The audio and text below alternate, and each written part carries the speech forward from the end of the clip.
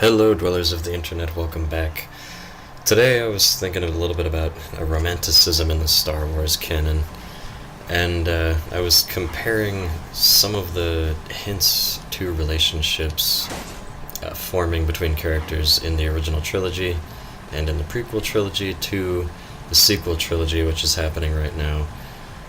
In the original trilogy, there were obvious hints and build up to a possible relationship between either Leia and Han Solo or Leia and Luke. Leia and Luke, I'm sure this has been discussed further in the past by plenty of people already, and anything about Star Wars that's said has already been discussed a million times over, but I feel like talking about it. So when Leia and Luke kiss, there's not exactly any really romantic tension or build-up up to that point that happens throughout episode 4 or 5 between the two characters. They seem to be on the same mutual level of, friendly interest. They care about each other and they're close. They're like a brother and sister, you know what I mean? So, when Leia does kiss him, it's very obviously in service to the elements of romanticism that are going on between her and Han Solo.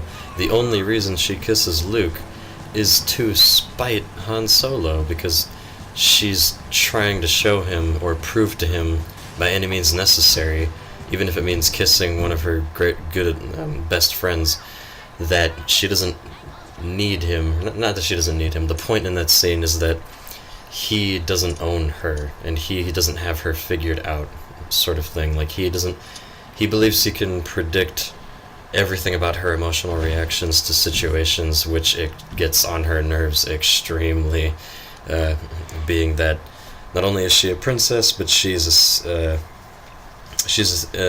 rebellion. She's a rebellion soldier at that point, and she's somebody who is significantly important.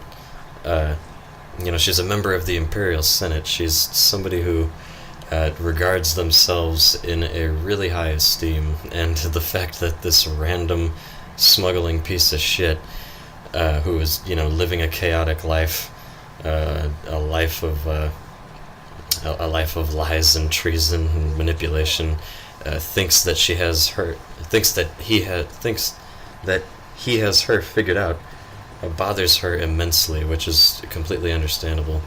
So she does this because she believes at the time, I think, that it's an extreme enough action that it will not only generate an emotional reaction from Han Solo, but it'll prove her point that he doesn't have her figured out completely, and that kind of extreme reaction, or that kind of extreme action taken by her, really says a lot about her character and about the point is that it makes a statement on their relationship in the first place, which goes beyond what is happening in the sequel trilogy, I believe.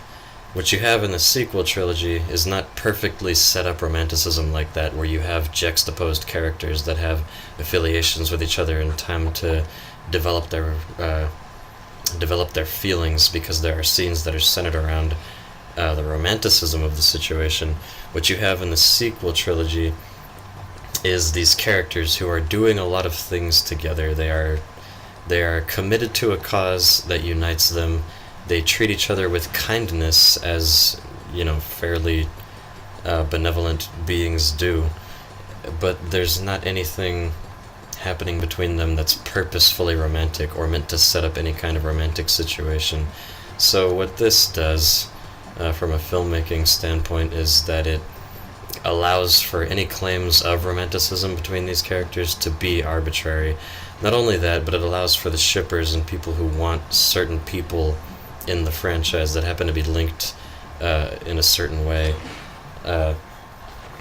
It allows them to go crazy with theories and to state that they can possibly be romantically affiliated, which technically, like, if you were to say Rey, for example, Rey and Finn were romantically affiliated, that would be not an unjust assumption, but at the same time there is no evidence to back it up.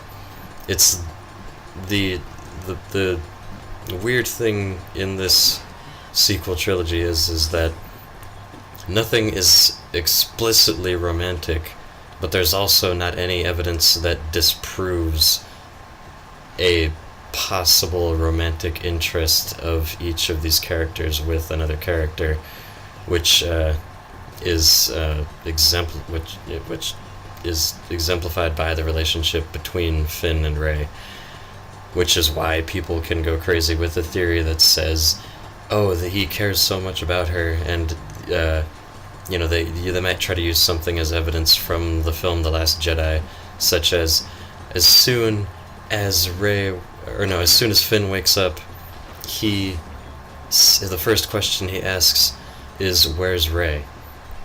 And spoilers, by the way, is, where's Rey? And that could be misconstrued for an implication of a relationship interest, when in reality that could just as easily be passed off as the concern from one really good friend to another, or somebody who considers you to be like family.